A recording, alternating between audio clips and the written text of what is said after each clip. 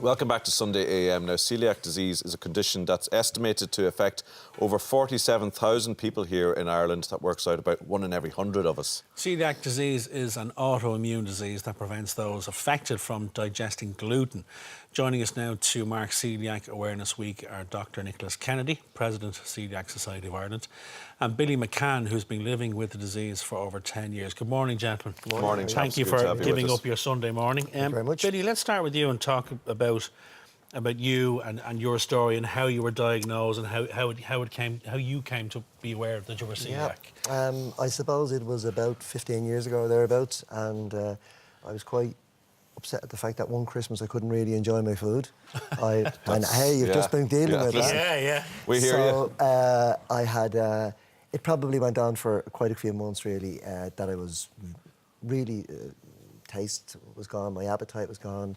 Subsequently I developed, I suppose, very, very serious cramps, and I also had diarrhea. So and when you say your appetite was gone, Billy, was that as a result of having an upset stomach, or you just I went off didn't know food? at the time, probably.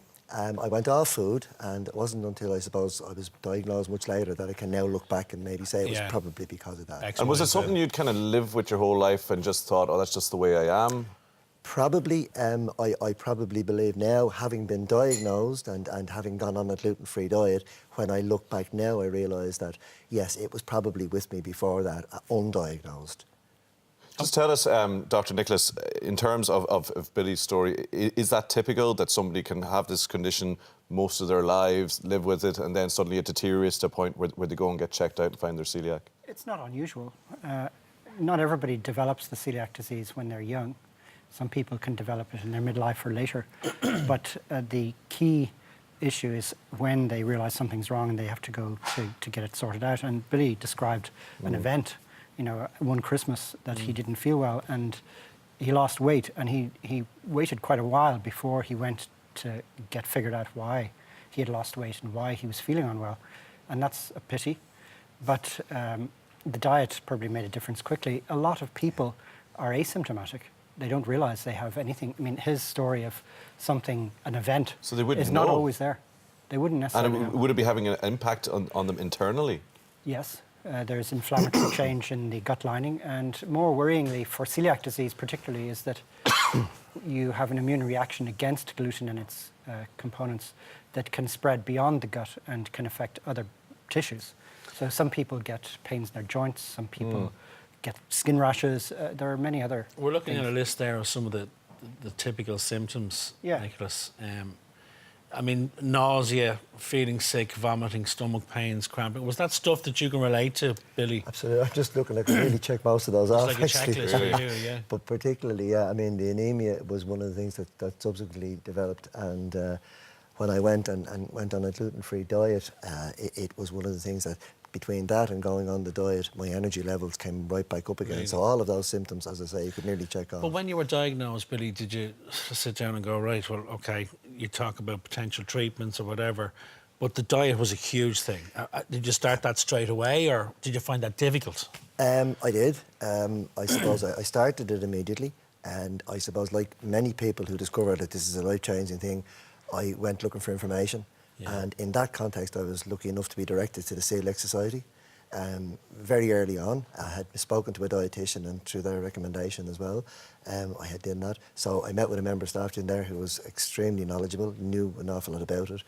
And the society put together a booklet of foods which are gluten-free, and I have been checked out and examined. And we would refer to it colloquially as a Bible, and it is a Bible for us. Yeah.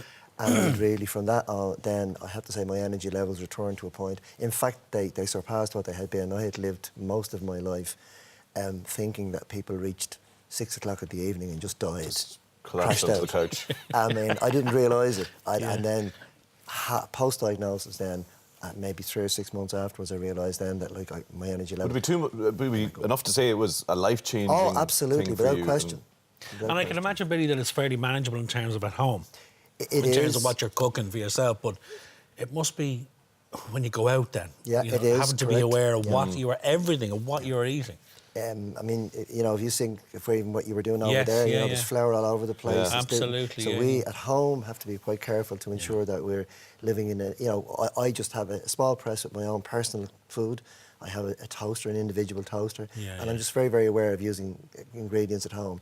If you go out, you've got to really make a point of asking, particularly the server, to speak to maybe the chef, Yes. and to say Yeah, to yeah, them, yeah. you know, and I think you've got to be very aware that you've got to make them aware of it. And is that a thing, Nicholas, about Celiac Awareness Week, where it's not just about people like Billy to get themselves checked out and sorted out, but also everybody in the food industry, in people's families, to understand exactly what it means and what it means to sufferers? The awareness of celiac disease, I mean, you probably know yourself that a lot of people don't really know what it is. And that's an It's issue. mixed in with gluten intolerance, and Yeah, you know, is there a wheat- grey area there? Wheat is an important staple for us in Ireland, and you know, you don't think twice about dusting things in flour, and you know, we like our soda bread and our McCambridge's brown bread and all Yeah. these other things, but you know, there's the cooks, the servers who can put gluten into things.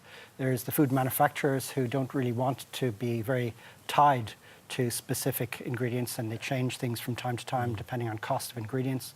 There's the cost of gluten-free foods is considerably higher because the gluten-free ingredients can be quite expensive, and it's a niche market, and people need to charge more for that. And so awareness is not just about go and get diagnosed, which is important. You talked about 1%, 47,000 people in Ireland. There are 4,000 something active members of the Celiac Society. Wow. And we think that probably only 1 in 8 to 1 in 10 people who have celiac disease have been diagnosed. And yet we know also that there are people who are on a gluten-free diet or are choosing to go gluten-free, not because they have celiac disease, but because of other reasons. And there's wheat allergy, for instance. That doesn't mean you're allergic to all of the grains necessarily, but there's oat allergy. You don't necessarily be allergic to wheat, for instance, in oat allergy. There are people who have so-called non-celiac gluten sensitivity, which does seem to be an immune thing, but it isn't celiac disease and it isn't allergy. And that is thought to be 5 or 6 times more common than celiac disease. But there's no single test for that. It's very hard to diagnose it properly. Just finally, on a point you mentioned earlier, Nicholas, about no symptoms showing up in a certain amount of cases being asymptomatic. Yeah. Is that a case where people need to get themselves tested anyway, or if they're related to somebody who has it, or who should be getting themselves checked out? Well, again, for the awareness thing, if somebody has celiac disease, which is diagnosed by biopsy, and they have raised TTG antibodies, which are key diagnostic criteria, then 1 in 10 of their first blood relatives are likely to have celiac disease. Right. And the usual advice is that siblings, parents, children should be checked with a blood test for the antibody level. And if that's raised, then they need to be checked out. Some of those will be symptomatic, and you'll then realize, oh, that's why they had problems with bloating for the years that they've had it. And others will say, well, I feel fine. You know, what's the problem? Why should I be worried about that? But as you say, that's the whole point of Celiac Awareness Week, is that we're Yeah. aware of it and that the testing is there. Gents, thanks for coming into us this morning. Very much, Great Dave. stuff. for Can the- I just say, SuperValue has sponsored the Awareness Week to an extent. And Absolutely. we have to be cognizant that they've made big efforts, and they have good free from food aisles, and they're really engaging with it. And for more someone like Billy, producers. that's really important. Yeah, But that they is have a huge. supermarket taking it seriously. So I Very think that much, if more yes. of the supermarkets and the producers pay attention, then that would help us all. Great. Cheers, Thank guys. you, gentlemen. Great stuff.